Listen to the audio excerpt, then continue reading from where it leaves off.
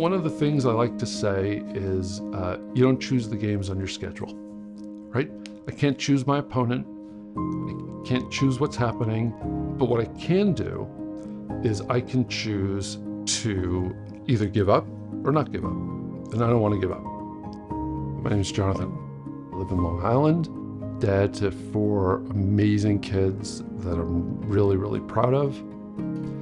And I advocate as much as I can and try to support people with acromegaly. Acromegaly is a very rare chronic condition caused by a pituitary tumor that releases growth hormone into the system. It wreaks havoc in the endocrine system, which is tied to a bunch of the other systems in the body, which can then wreak havoc over the entire body itself. I had a lot of symptoms going back to when I was a teenager. My knees hurt me a lot, suffered from crazy fatigue. So even when I did sleep and then I'd wake up, I'd still be exhausted.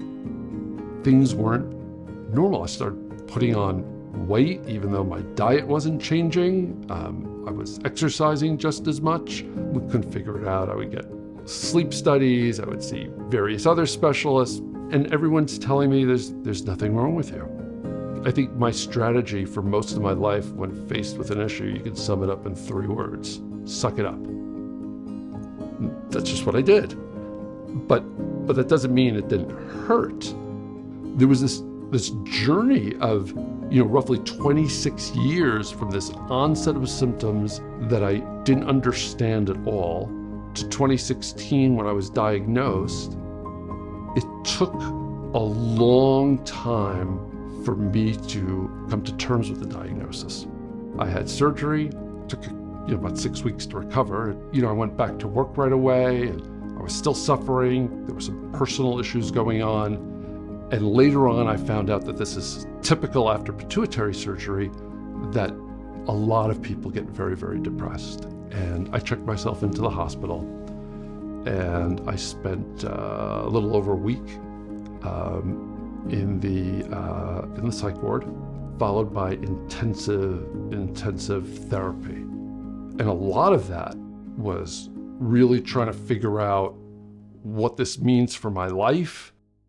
What really helped me with acromegaly was finding a support group.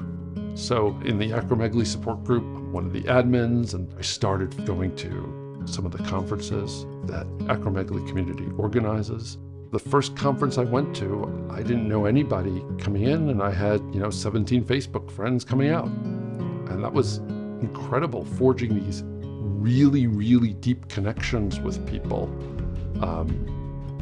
After only spending a couple minutes with them.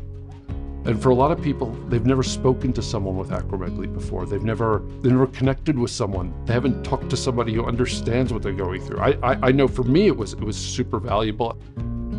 When you have a chronic or rare condition, it's so important to be educated and to understand what it is, so now you can interpret and take action accordingly. It's a full-time job.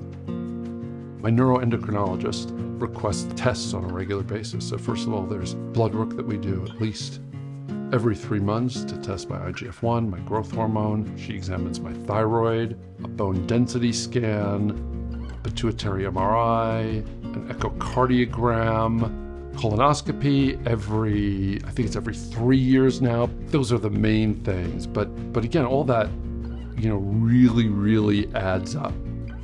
I looked at this disease as almost a challenge. It's like, okay, what do I need to do to get better? I look back to where I was, let's say a year ago. I'm far more active, probably a little more alert. I've picked up a hobby. About a year ago, I started playing pickleball, which has been really, really good for me in many ways, made a lot of friends. Very, very grateful to all of them. How do you deal with some of those things that are hard and some of those things that are challenging? You have to have something that's driving you. What is it that's your mission, that you want to do, that will give your life meaning? And so I really view it as a moral obligation to do whatever I can do to help support as many people as possible.